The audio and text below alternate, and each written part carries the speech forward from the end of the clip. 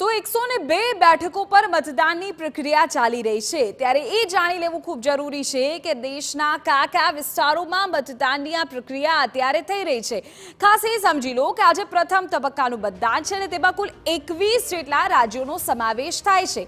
આ 21 રાજ્યમાં 102 બેઠકો છે કે જ્યાં મતદાનની પ્રક્રિયા થઈ રહી છે। અમે આપને જુઓ કે કયા પ્રકારે મેપ દ્વારા બતાવવાનો પ્રયત્ન કરી રહ્યા છે કે દેશના કયા હિસ્સામાં અત્યારે મતદાન છે।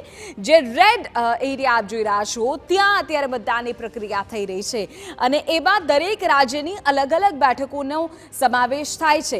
ખાસ બાબત એ છે કે જે સ્ટેટ્સ કે જ્યાં વધુ બેઠકો છે જેમ કે ઉત્તર પ્રદેશ, જેમ કે મહારાષ્ટ્ર, જેમ કે બિહાર, આ રાજ્યોમાં કેટલીક ઓછી સીટ્સ કે જેને અલગ અલગ તબક્કામાં સમાવેશ કરવામાં આવી છે। ઉત્તર પ્રદેશમાં 8 સીટ્સમાં મતદાન થઈ રહ્યું છે, મહારાષ્ટ્રની 5 બેઠકો પર મતદાન થઈ રહ્યું છે, બિહારની કેટલીક બેઠકો પર મતદાન થઈ રહ્યું છે, તો તમિલનાડુની તમામ બેઠક કે જ્યાં મતદાન અત્યારે થઈ રહ્યું છે।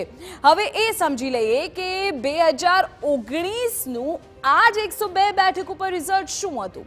જો